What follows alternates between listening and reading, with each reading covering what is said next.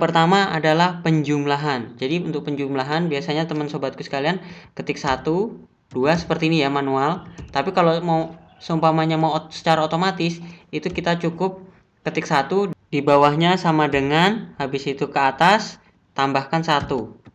Nah, teman-teman yang nomor 2 ini tinggal ditarik saja ya, tinggal ditarik seperti ini secara otomatis. Jadi kalau nomor satunya di tengah, 1 di bawah akan secara otomatis seperti itu. Yang pertama itu adalah penjumlahan dengan cara, bisa juga teman-teman melakukan dengan cara seperti ini. 1 ini nomor 2, habis itu ini di blok, habis itu ditarik seperti ini, thread. Nah, seperti ini. Tapi ini enggak secara otomatis ya. Secara otomatis ada menggunakan plus. Yang kedua yaitu penggunaan konta. Konta itu adalah menjumlah berapa sih yang sudah terisi dalam kolom. Seperti ini kan ada bolong, yang ada yang sudah terisi. Jadi berapa sih yang sudah terisi dalam kolom? Kita ketikkan di sini sama dengan konta, ya ini konta. Nah, habis itu kita blok dalam kurung enter. Nah, ada 7 yang terisi. Kita tinggal ke kanan, tinggal tarik. Nah, di sini ada 9, berarti ada bolong 1. Seperti itu. Untuk konta itu untuk menjumlah. Kalau totalnya banyak, kita bisa lihat mana sih ada, siapa tahu ada yang belum terisi seperti itu. Yang ketiga adalah sum. Sum itu adalah penjumlahan. Jadi, sum ini biasanya sering kita gunakan kalau menjumlah angka tertentu. Sama dengan sum, habis itu dalam kurung, di blok, tutup kurung, enter. Nah, seperti ini untuk menjumlahkan total tertentu. Pasti teman-teman sudah banyak yang tahu ya. Untuk berikutnya yang keempat adalah average. Average ini adalah untuk rata-rata. Jadi nilai rata-rata sebuah nilai. Jadi kalau semuanya matematika bahasa Indonesia ini rata-ratanya berapa? Kita tinggal ketik sama dengan Nah, ini udah ada average, tinggal diklik, habis itu kita blok. Kita blok selnya, habis itu ditutup kurung, enter. Habis itu, nah ini kan 3-nya terlalu banyak nih, kita kurangin. Ini ya, 3-nya 2 poin saja. Habis itu kita tinggal tarik saja ke bawah. Seret. Nah, ini untuk nilai rata-ratanya. Sudah terlihat ya nilai rata-ratanya. Untuk yang kelima adalah penggunaan kontif. Kontif di sini kita menjumlah huruf tertentu. Jadi di sini kan ada jenis kelamin laki-laki, perempuan, laki-laki dan wanita. Kita mau menotal nih laki-lakinya berapa, wanitanya berapa, nggak mungkin dong dihitung satu persatu. Jadi untuk laki-lakinya kita tinggal sama dengan kontif. Ya ini kontif. Habis itu kita blok semuanya. Setelah kita blok titik 2, nah titik 2 seperti ini, habis itu tanda kutip, habis itu kodenya kalau laki-laki kan L itu, L tanda kutip, tutup kurung, enter. Nah seperti ini, jadi L-nya laki-laki adalah 6. Nah untuk wanitanya kita tinggal copy, habis itu paste di sini. Nah kita cek dulu, nah ini karena turun ke bawah kita harus geser ke atas. Habis itu L-nya diganti dengan W. Nah laki-lakinya 6, wanitanya 4. Itu adalah penggunaan kontif. Selanjutnya penggunaan if. Penggunaan if ini biasanya kita gunakan untuk ketentuan tertentu. Jadi ada semuanya di pelajaran sekolah itu dinyatakan lulus atau tidak lulus. Biasanya kalau di ujian admin pada saat kita masuk kerja ini biasanya sering terjadi. Teman-teman harus paham nih. Nah, penggunaan if. Jadi di sini kita lihatnya dari nilai rata-rata. Nilai rata-rata 83, 78. Nah, dari nilai ini kira-kira lulus nggak? Kalau nilainya di bawah 80 tidak lulus, kalau di atas 80 itu lulus. Jadi kita cukup sama dengan if. Nah, penggunaan if ini, habis itu kita blok yang ini, selnya, habis itu lebih kecil dari 80. Nah, habis itu titik koma, tanda kutip tidak lulus. Tidak lulus ya, untuk lebih kecil dari 80. Dan titik koma lebih besar daripada itu, tanda kutip lulus. Tanda kutip dalam kurung enter. Nah, seperti ini. Lulus kan? Nah, untuk ke bawahnya kita tinggal tarik seperti ini, thread.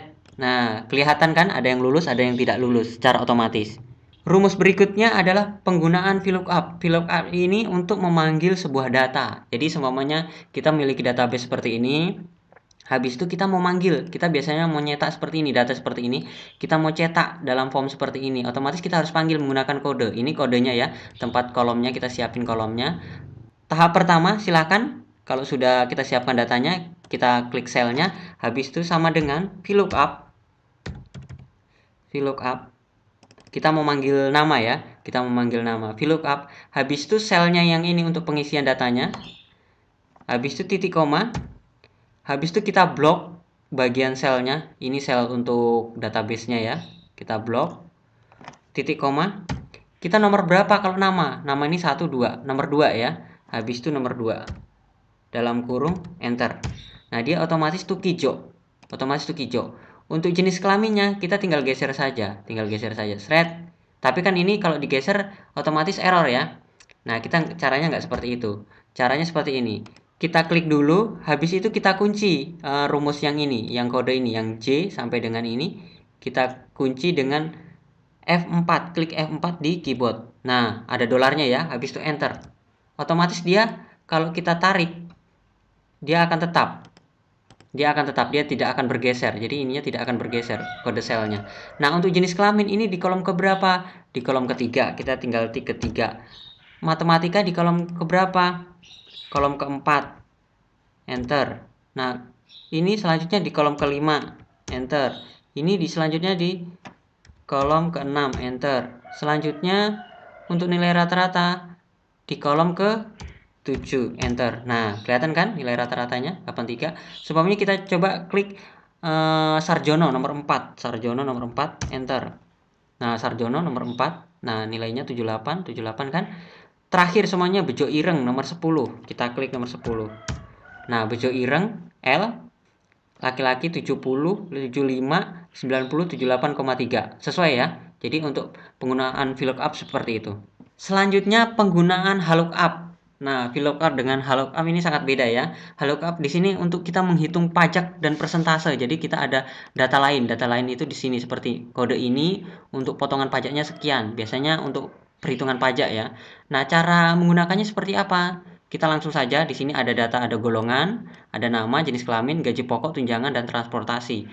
Tahap pertama yaitu kita klik selnya, habis itu sama dengan HLOOKUP. Nah, ini sudah ada HLOOKUP. Habis itu kita klik kode golongannya yang ini ya. Kita klik kode golongannya, habis itu titik koma. Setelah titik koma, habis itu kita klik pada kolom sel untuk perhitungan pajaknya seperti ini. Semuanya yang ini ya, perhitungan pajaknya seperti ini. Setelah itu titik koma seperti ini. Nah, untuk selanjutnya, untuk sel yang kedua, sel yang kedua yang ini ya, sel yang kedua untuk persentase potongan pajaknya, kita klik 2 dalam kurung. Habis itu dikali gaji pokok. Gaji pokoknya ini ya, klik gaji pokoknya. Habis enter. Nah, 30.000 dari 2%. A2 ini kan 2%. Kita tinggal tarik, kalau untuk selanjutnya kita tinggal tarik seperti ini. Shred. Tapi kalau tinggal tarik seperti ini otomatis error ya. Kita harus kunci dulu seperti yang saya lakukan tadi. Kita kunci yang kode ini, yang kode yang warna hijau ini, yang khusus warna hijau ya. Habis itu di counter F4. Nah, dolar, enter. Yang ini supaya nggak bergeser. Kita tinggal tarik.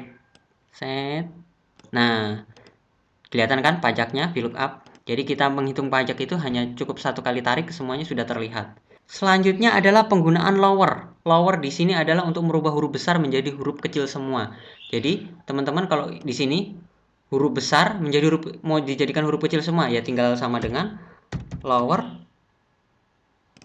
Habis itu klik selnya dalam kurung enter. Nah, dia menjadi huruf kecil semua. Berikutnya cara ke-10. Cara ke-10 yaitu merubah huruf kecil menjadi huruf besar semua. Jadi di sini saya mau rubah menjadi huruf besar semua ya, tinggal sama dengan upper ini dalam kurung ini tutup kurung enter. Nah, menjadi huruf besar semua ya. Yang terakhir adalah merubah awalan kata itu menjadi huruf besar dan sisanya menjadi huruf kecil semua. Ini kan ada huruf besar semua, habis itu ada huruf kecil semua. Kita awalannya menjadi huruf besar semua, sisanya huruf kecil. Sama dengan proper. Ini klik selnya dalam kurung tutup. Nah, sudah jadi ya, sesuai dengan perintah. Oke sobatku, itu saja 11 dasar Excel untuk admin kantor untuk memperlancar pekerjaan. Semoga bermanfaat. Jangan lupa like, komen, dan subscribe. Dan sampai jumpa di video-video saya selanjutnya. Sekian dan terima kasih.